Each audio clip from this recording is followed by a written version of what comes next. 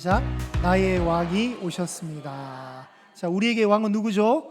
예수님이십니다. 예수님. 오늘 새벽에도 누가복음 본문으로 잠깐 저희 말씀을 나눴는데, 예수님이 추운 겨울날 오셔서 마음이 아프실 수 있는데, 날짜상으로 따져보면 예수님의 생일은 5월달입니다. 5월달. 그래서 너무 안쓰럽게 생각 안 하셔도 됩니다. 제가 작년에 성탄절 때 뭘 설교했는가 영상을 좀 돌려보니까 오늘 얘기랑 좀 이렇게 중첩이 또 되더라고요.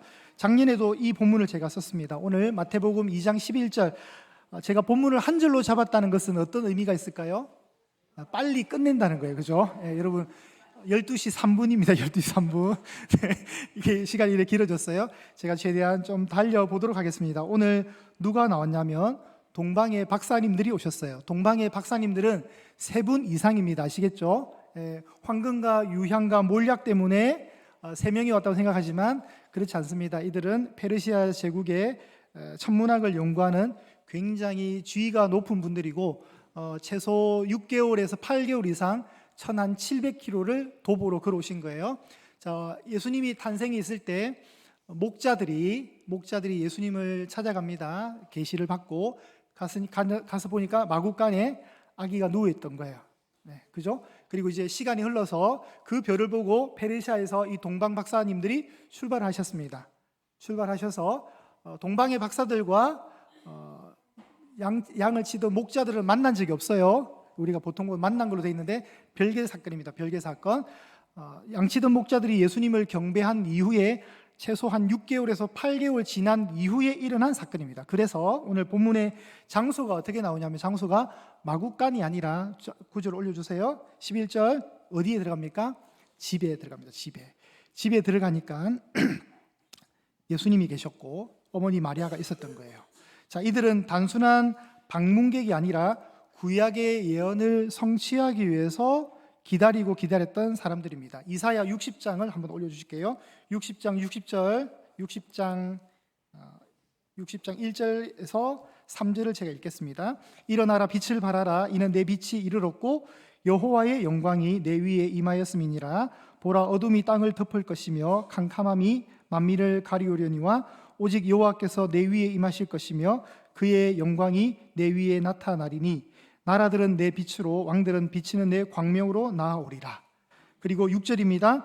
허다한 낙타 미디안과 에바의 어린 낙타가 내 가운데에 가득할 것이며 스바 사람들은 다 금과 유향을 가지고 와서 여호와의 찬송을 전파할 것이다. 이것이 예수님 탄생 700년 전에 이사야의 예언입니다.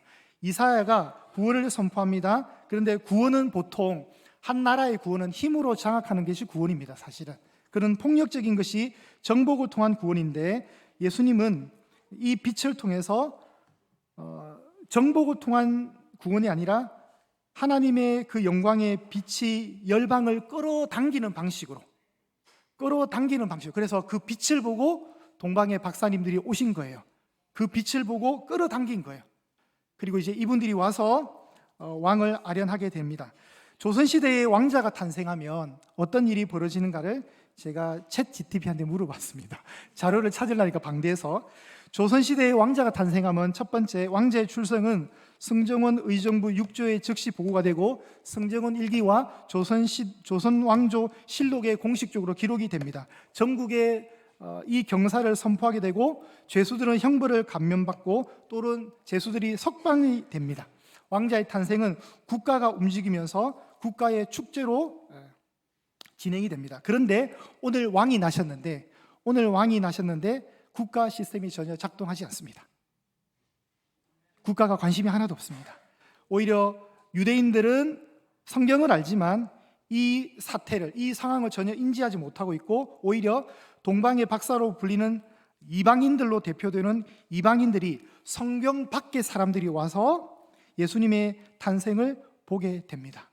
그리고 전혀 어울리지 않는 장소, 왕이 태어나기에는 전혀 어울리지 않는 장소, 평범하고 너무 연약하고 어이가 없는 그런 모습, 위대한 왕과 영광스러운 왕이란 말이 전혀 어울리지 않는 아기가 난 거예요.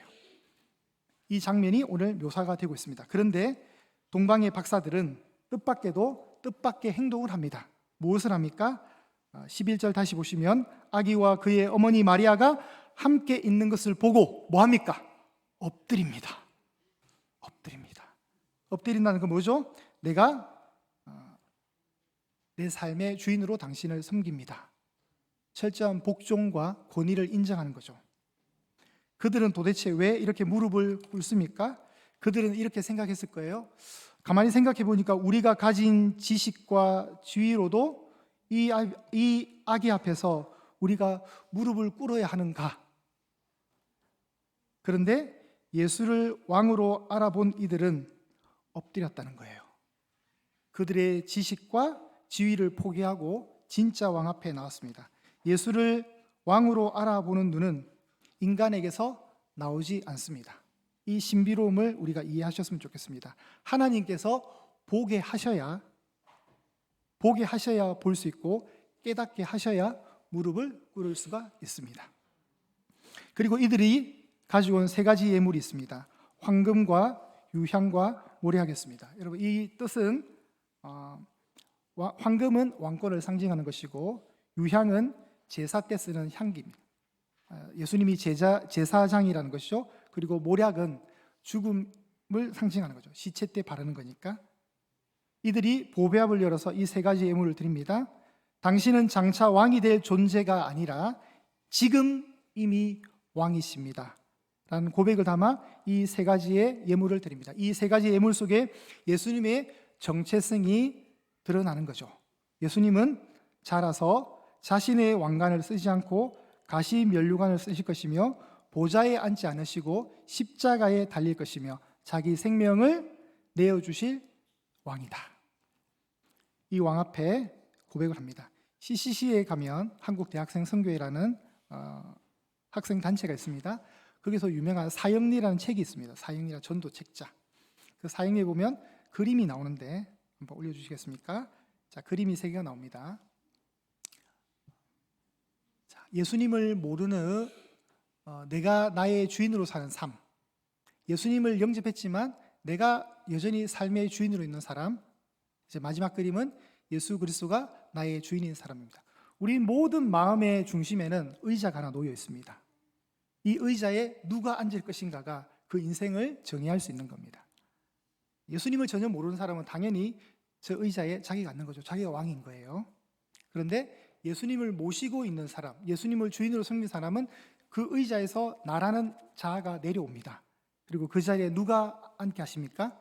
예수님이 앉도록 하십니다. 그런데 저 중간에 있는 게 문제예요. 중간에 있는 것은 어떤 거냐면 내가 성령 충만하지 않으면 내가 비록 예수님을 믿지만 내가 예수님을 잠시나마 포기하고 내가 그 의자에 앉는 거예요. 내가 왕이라는 거죠. 이 갈등 관계가 우리 속에 있는 겁니다. 그러나 진정한 모습은 세 번째 저 그림이 되겠죠. 한 번 더. 자, 예수 그리스도가 나의 왕인 사람입니다. 오늘 우리가 설교 제목이 뭐로 되어 있습니까, 여러분? 설교 제목이 누가 왕 앞에 무릎을 꿇는가? 여러분, 예수님이 여러분 인생의 왕이심을 믿으십니까? 왕이기 때문에 우리가 이 자리에 모여 있는 거죠. 세상은 왕관을 보고 왕을 알아보지만 믿음은 십자가를 보고 왕을 알아보는 법입니다. 그러니 우리에게 뭐가 필요하냐면 예수님을 왕으로 인정하기 위해서는 우리에게 믿음이 필요한 겁니다. 이 믿음이 없으면 이해되지 않는 거죠. 왕을 인정한다는 것은 내 인생의 왕자에서 내려오는 일입니다. 여러분, 부디 여러분 마음의 중심의 의자에 예수님을 온전히 모실 수 있기를 바랍니다. 우리 유아동부 친구들, 청소년부 친구들 잘 들으세요. 예수님 진짜 왕일까? 잘 모르겠죠. 네. 그러려면 우리에게 뭐가 필요하냐면 믿음이 필요합니다. 믿음이 있으면 이게 해석이 될 거예요. 저 어린 생명의 고백 위에 은혜가 있기를 바랍니다. 왕을 모시는 신앙은 주도권을 이양하는 겁니다. 전적으로 이양하는 겁니다. 여러분, 예수님이 여러분의 왕이십니다. 그 예수님이 오늘 오신 겁니다. 왕으로 오신 겁니다. 왜 오셨을까요? 두 가지입니다. 지난주 오후 예배 설교처럼 구원을 위해서, 그리고 하늘 평안을 주기 위해서, 여러분의 진정한 평화를 주기 위해서입니다. 지극히 높은 곳에서는 하나님께 영광이요, 땅에서는 하나님이 기뻐하신 사람들 중에 평화입니다. 아무에게나 평화가 주어지는 것이 아니라 누구에게요?